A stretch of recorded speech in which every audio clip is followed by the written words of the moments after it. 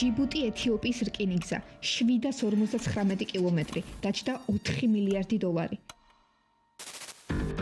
მეროვეს კაშხალი სუდანში 1,2 მილიარდი. აფრიკის იუნიონის შენობა, ზიმბაბვეის პარლამენტი.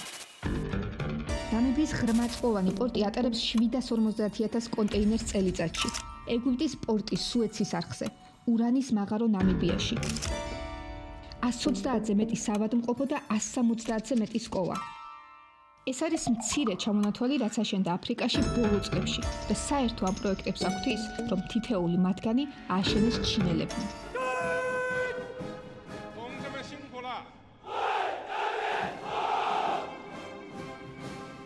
საბჭოთა კავშირის დაშლის შემდეგ ამერიკა დაუმარცხებელ ზესახმწიფოდ მოგვევლინა. თუმცა რუსეთ-უკრაინის ომმა ეს ილუზიები გააშიშლა. ჩინეთმა ჯერ კიდევ 2000-იან წლებში განჭვირდა ამერიკის ეკონომიკის დაღმავლობა.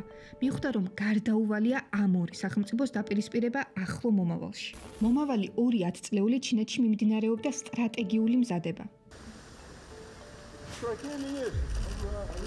სტრატეგიული მზადება გულისხმობს დივერსიფიცირებულ ბაზრებს, ტექნოლოგიურ უპირატესობას და განსხვავებულ ნარატივს.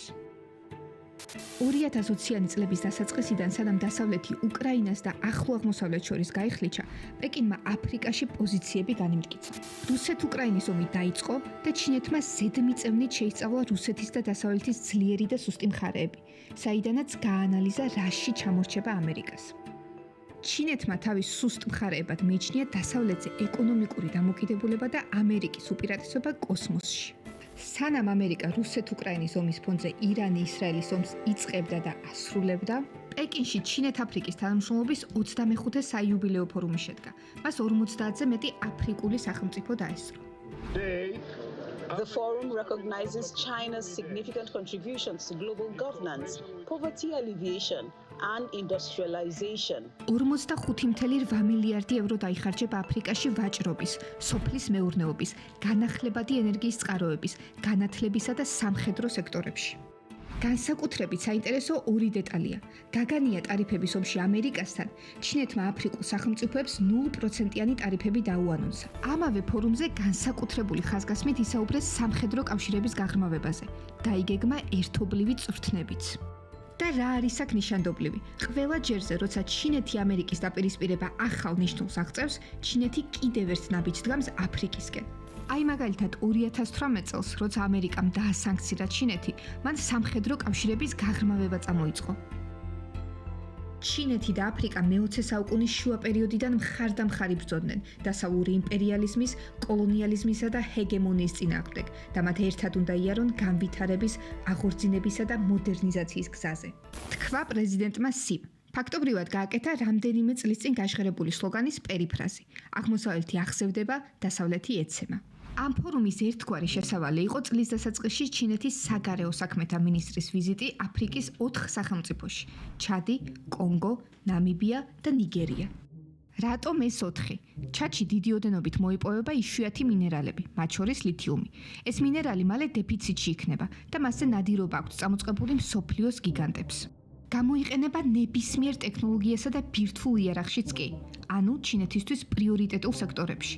პლუს ჩადი ის ქვეყანაა, რომელიც ღია დაუმხედდა დასავლეთს და ფრანგი სამხედროები ქვეყნიდან გააძევა. That it's ending the military agreement between Chad and France, although no official date was set for the French military to leave. Protesters want them out as soon as possible for the sake of the country's sovereignty. აი კონგოში ნავთობია მიმზიდველი. მსოფლიო ბანკის მონაცემებით კონგოს ეკონომიკის ხერხემალი ნავთობის ექსპორტია. წლების განმავლობაში ჩინეთს დიდი რაოდენობით გაქონდა აქედან ნავთობი. თუმცა ჩინეთის დივერსიფიცირებული ბაზრის სურვილის გამო ეს რიცხვი შეამცირა. მაგრამ ამის მიუხედავად ჩინეთი იაზრებს კონგოსნაირი სახელმწიფოების რესურსის ფასს და 2025 წელს ჩინურმა კომპანიამ შემდეგი 3 წლის განმავლობაში დაანონსა 150 მილიონი დოლარის ინვესტიციის ჩადება. სხვათა შორის 2021 და 2024 წელს ამერიკამ გავრცელა ინფორმაცია, რომ ჩინეთი ატლანტიკის სანაპიროს აფრიკულ სახელმწიფოებში სამხედრო ბაზის აშენებას გეგმავს, ანუ ამერიკა საფრთხეს ხედავს. რაც შეეხება ნიგერიას, ესაა აფრიკის ყველაზე დასახლებული სახელმწიფო და სავაჭროდ სტრატეგიული პუნქტი. სწორედ ნიგერია უჭერდა ყველაზე აქტიურად მხარს აფრიკული პროდუქციის ჩინეთში მარტივად და იაფად გატანას.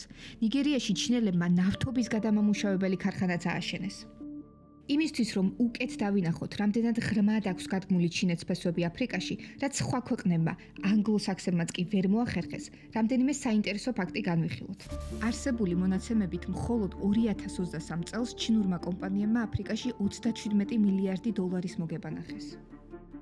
ჩინეთს ყველაზე მეტი კომპანია აფრიკაში აქვს ნიგერიაში, ალჟირში, ეგვიპტეში, კონგოში და ანგოლაში. ამ 5 ქვეყანაშია აფრიკაში ჩინური კომპანიების 53%. 2023 წლის ჩათვლით განახორციელა 100,000 კილომეტრზე გზელი სარკინიგზო პროექტები, 100,000 კილომეტრი გზა დააგო, ააშენა სკოლები და საავადმყოფოები, 1000-მდე ხიდი, 100-მდე პორტი. შვიდ სახელმწიფოს უსასყიდლოდ დაუპროექტა და აუშენა ულტრათანამედროვე ტექნოლოგიებით აღჭურვილი პარლამენტის შენობები. კენიაში განახორციელა ამ ქვეყნის დამოუკიდებლობის ისტორიაში ყველაზე მასშტაბური და ძვირადღირებული 4 მილიარდის ოდენობის ინფრასტრუქტურული პროექტი. ააშენა 7,000 კილომეტრიანი რკინიგზა, რომელიც აკავშირებს ეთიოპიის და ჯიბუტის დედაქალაქებს. შთამბეჭდავია მაპუტო-კატემპეს ხიდიც, რომლის აშენებაშიც 726 მილიონი დაიხარჯა. მეგაპროექტებში მნიშვნელოვანი ადგილი სუეცის არხის მოდერნიზაციასაც ეთმობა. არხი ამოკლებს სავაჭრო გადამზიდ გზას წითელ ზღვასა და ხმელთაშუა ზღვას შორის. სი ძინპინს თავის დროზე ნათქვამი აქვს, რომ აფრიკის განვითარებაში მთავარი ბარიერი სწორედ ინფრასტრუქტურაა. 深入推进，正在催生新质生产力。 ინფრასტრუქტურა, რომელსაც ბუნებრივია თავადაც იყენებს და მომავალშიც გამოიყენებს ამერიკასთან ეკონომიკურ ორთაბრძოლაში. წარმოუდგენად რთულია 2000-იანი წლებიდან ჯამში ჩინეთს რამხელა ინვესტიცია აქვს ჩადებული აფრიკაში. მთლიანობაში 257 მილიარდზე მეტი და აქ არ ჩერდება. ეს დადებითად აისახა აფრიკული სახელმწიფოების GDP-სა და ცხოვრების ხარისხზეც. მაგალითად, კონგოს მაჩვენებელი უარყოფითი იყო, ხოლო ჩინეთის გააქტიურების შემდეგ 2014 წელს ზრდა იყო და 9.47 შეადგინა. მსგავსი მონაცემები ფიქსირდება კოტ-დივუარში, ეთიოპიაში, კენიაში და სხვა აფრიკულ სახელმწიფოებში. საპირისპიროს ხედავდით მაშინ, როცა აფრიკაში დასავლური გავლენა მძლავრობდა. ამერიკა რამდენჯერმე შეეცადა აფრიკასთან დალაგებას. ფორუმები გამართეს ობამამაც და ბაიდენმაც, თუმცა რეალური შედეგები ვერ დაიდო. მეტიც, აფრიკელი დიპლომატები ხშირად ხაზს უსვამდნენ, რომ ამერიკელების მიზანი იყო აფრიკა დაერწმუნებინა ჩინეთთან კავშირის გაწყვეტაში და ამას აკეთებდა უხეში დირექტივების სახით. მაშინ, როცა ჩინეთი აფრიკას უსმენს და საუბრობს ორმხრივ სარგებელზე. We are not your experiments. We are not pawns in your economic chess game. Burkina Faso and the whole of Africa is waking up. Yeah, I'm not your puppet. So why Chinese talk about Chinese? How you are treating us there? Chinese don't treat us like that. რიცხვებშიც რომ დაგანახოთ, ჩინეთმა აფრიკასთან 295 მილიარდი დოლარის საქონელი ივაჭრა, ხოლო ამერიკამ 71 მილიარდის. ანუ ჩინეთმა 4-ჯერ გადაუსწრო. მიუხედავად ორმხრივი სარგებლისა და სიტუაციისა, რომელსაც სი ძინპინი win-win-ს უწოდებს, ფაქტია ისიც, რომ აფრიკას ჩინეთის მიმართ ძალიან დიდი ვალი აქვს. აფრიკის ვალი 2021 წელს 2005 წელთან შედარებით 17%-ით გაიზარდა და შეადგინა 134 მილიარდი დოლარი. ანგოლას ვალი 25 მილიარდია, ეთიოპიის 13.5, სუდანის 6.4. კენიაში რკინიგზის ყველაზე მასშტაბური პროექტი რომ ვახსენე, განსახორციელებლად თანხის 90% ჩინური ბანკისგან ისესხეს. ასევე იღბლიანი არ აღმოჩნდა ანგოლაც. მისი საგარეო ვალის 45% სწორედ ჩინეთს ეკუთვნოდა. სწორედ ამიტომ ამ სესხის სანაცვლოდ ჩინეთი დაეპატრონა ანგოლას ნავთობს, პლუს მისი რკინიგზის პროექტიც ჩაფლავდა. სახელმწიფოთა სუვერენიტეტის მოპარვა სესხების და ვალების გზით უკვე მრავალჯერ, პირველ რიგში დასავლეთის მიერ კარგად ნაცადი მეთოდია. შესაბამისად, კითხვის ნიშნები ჩნდება ჩინეთ-აფრიკის ურთიერთობებშიც. თავად სი ძინპინი ამბობს, რომ აფრიკაში ჩადებული ინვესტიციები არაა გეოპოლიტიკური ქვეტექსტი და დაფუძნებულია ორმხრივ სარგებელზე. მაგრამ ფაქტია ის, რომ აფრიკული სახელმწიფოების ვალები მატულობს. აფრიკაში დისბალანსიცაა შექმნილი ზოგიერთ სექტორში. მაგალითად, კენიაში ცემენტის ექსპორტი 40%-ით დაეცა მას შემდეგ, რაც დაიწყო ჩინური შემოდინება. მოკლედ, ვალების და სუვერენიტეტის კავშირი არ არის ახალი. გამონაკლისი ვერც ჩინეთი იქნება. თუმცა ყველაფერი შედარებითია და ის, რომ აფრიკელები დასავლეთის ბატონობის ქვეშ უარესად ცხოვრობდნენ, ვიდრე მას შემდეგ, რაც ძალთა ბალანსი შეიცვალა, არის ფაქტი და ნებისმიერი სტატისტიკა ადასტურებს.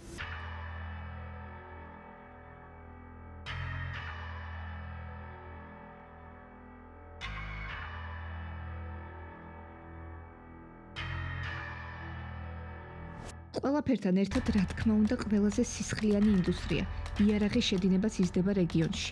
2025 წლის ფორუმზე ამ ნაწილზე მეტი ისაუბრეს.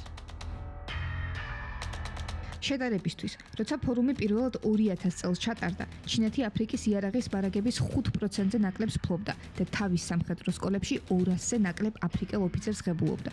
ხოლო ახლა ჩინეთი ყოველწლიურად დაახლოებით 2000 აფრიკელს წვრთნის და კონტინენტზე იარაღის მიმწოდებელი წამყვანი ქვეყანა გახდა. აფრიკის ქვეყნების 70% ამჟამად ჩინურ ჯავშან ტექნიკას იყენებს, ასევე გაიზარდა ერთობლივი წვრთნების მასშტაბი და ხარისხი.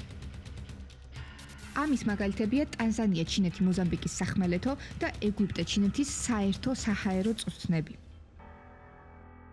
ჩინეთმა ასევე განალაგა 47 ჯგუფი ადენის ყურეში.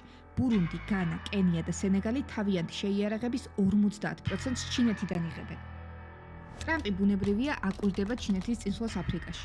27 ივნისს ტრამპის შუამავლობით რუანდამ და კონგომ მოაწერეს ხელი სამშვიდობო ხელშეკრულებას.